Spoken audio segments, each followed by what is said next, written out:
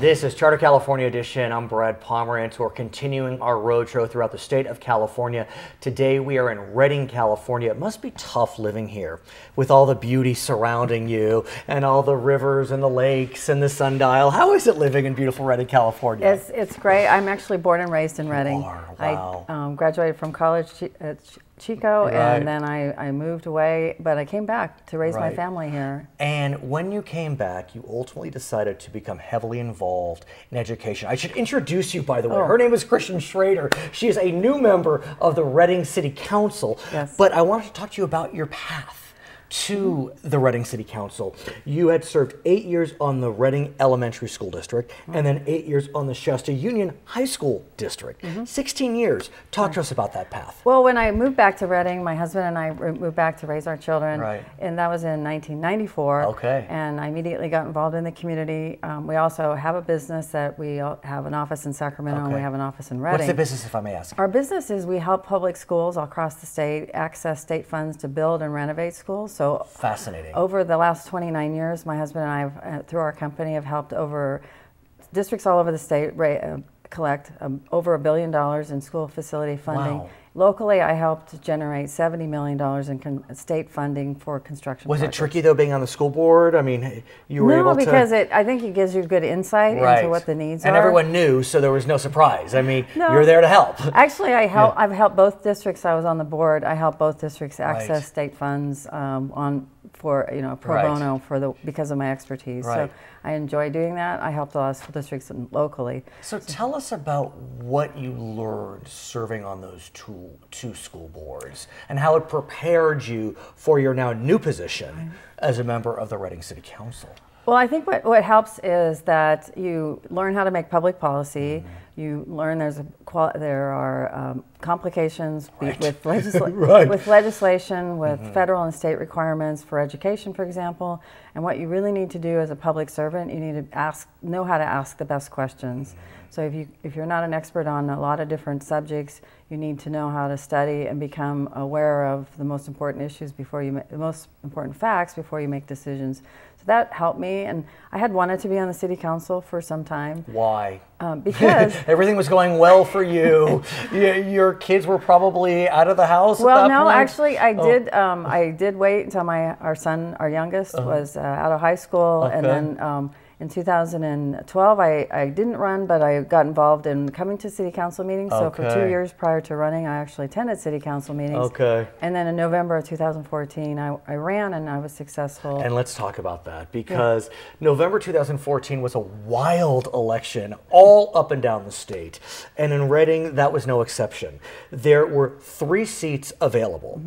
The one incumbent chose not to run for re-election. So there were 2 incumbents running, 4 challengers. In the end, what happened? How many incumbents won? How many challengers won? Well, our incumbent, Mayor Francie Sullivan, won. One of our incumbents. She was successful. She was successful, and Brent Weaver and myself were the 2 outsiders or contenders. Contenders, that's fine. Who also won. And so one incumbent was not successful. One incumbent was not successful. That's not easy. To take out an incumbent is not easy. Oh, I think it was. I would like to say I think the community looked at the issues. Right. I think they looked at where we stood on the issues and what they perceived we could offer as city council people. And I think when they looked at who ultimately got selected, I think they looked at us as individuals who could work together, work across differences we might have, and come out with what we hope are good decisions. What do you make of the fact, though, that the 2, I'll call them challengers, came in first and second, and then the incumbent came in third? I mean, it was a safe win. It wasn't that close. And then the incumbent who lost was basically tied for fifth and sixth. I think so. Yeah. I think we saw a lot of people engaged. I think the turnout was something like, I want to say, above 50%. That's remarkable for November 2014, where it was abysmal throughout the rest of the state and country. We did have a high voter turnout, I think possibly for some of the other local issues that were on the ballot. But I think what people were seeing, they were concerned about some of the direction the previous city council members had been going in, and possibly there was a perception there was a perception that people weren't getting along as well as they should. So I think people were engaged in the process. And so, and I can tell you, it's a very competitive. It's a lot of work. Right. I walked in this neighborhood that I'm in right now, and we probably knocked on 10,000 doors, or we visited 10,000 homes. Right. Didn't quite knock on all 10,000 doors, but it's a very competitive process. I have a deep appreciation for all of our volunteers and all the people who got involved. So how's it been? Be careful what you wish for, or are you happy? Have you enjoyed your time over the last 6+ months being on the city council? I enjoy the opportunity. It's there are a lot. It's a very complex, set of issues that come before us. It's not just education. I mean, it's the entire city. Yeah, it's the entire city, and so I think we have more meetings to go to, more reports to read, which is I'm in school again almost. Right. I'm in school again. And I've spoken with some of your fellow council members, and I understand relations are fairly collegial. I mean, to the extent that there was some sense that in the last term there was some contention, and there always will be some, but it seems like, is it fair to say y'all settled down a bit and everyone seems to get along a bit? Oh yes, I think we express that in the way we talk about our positions, and we respect that if another council member doesn't have the same position, we can still work on other issues. Right. And so, yes, I think the community has a sense that we're willing to look hard at the issues and make what we hope are the best decisions in a more collegial way. And I hate to bring this up, but I feel like I want to. It's a city council of 5. 3 women. What do you think of that? What do you think of that? Well, actually, I'll share with you this. It is the first time that we had a majority of women. I'm only the 7th woman to have ever been elected to city council. And now there are 3. And now there are 3. And what do you make of that? And I say this as a man who is married to a woman and has 2 daughters and 2 female cats, and the entire house is run by women. I think that it was maybe just that other women hadn't chosen to run before.